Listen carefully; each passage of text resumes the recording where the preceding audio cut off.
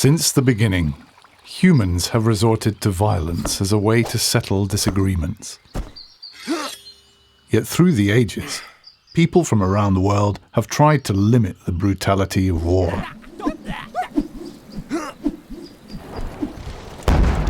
It was this humanitarian spirit that led to the first Geneva Convention of 1864 and to the birth of modern international humanitarian law. Setting the basic limits on how wars can be fought, these universal laws of war protect those not fighting, as well as those no longer able to. To do this, a distinction must always be made between who or what may be attacked and who or what must be spared and protected. Most importantly, civilians can never be targeted. To do so is a war crime.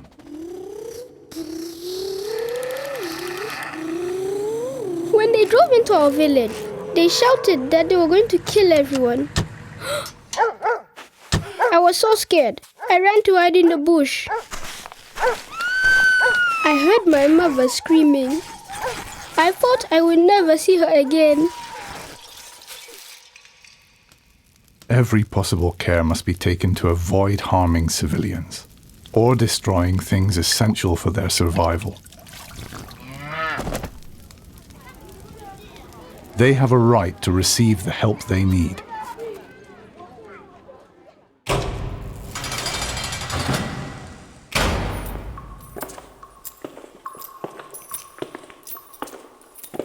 The conditions prisoners lived in never used to bother me.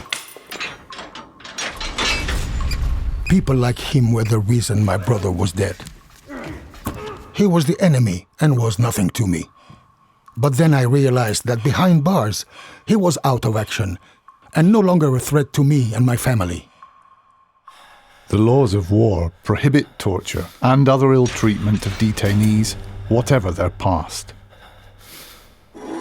They must be given food and water and allowed to communicate with loved ones. This preserves their dignity and keeps them alive.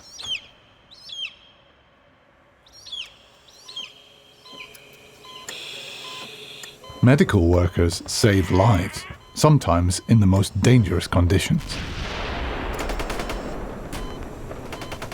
Fighters from both sides were wounded in a deadly battle. We were taking them to the nearest hospital. At the checkpoint, a soldier threatened us to treat his men only. We were running out of time, and I was afraid that now all of them were going to die. Medical workers must always be allowed to do their job, and the Red Cross or Red Crescent must not be attacked. The sick or wounded have a right to be cared for, regardless of whose side they are on.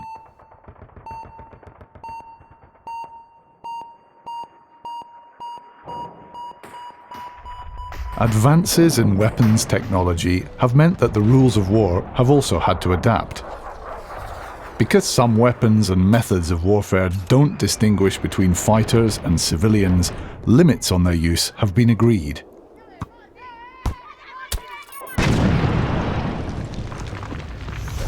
In the future, wars may be fought with fully autonomous robots. But will such robots ever have the ability to distinguish between a military target and someone who must never be attacked?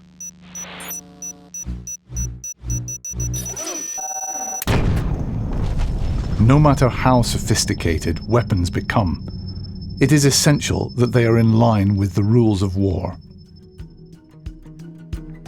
International humanitarian law is all about making choices that preserve a minimum of human dignity in times of war and make sure that living together again is possible once the last bullet has been shot.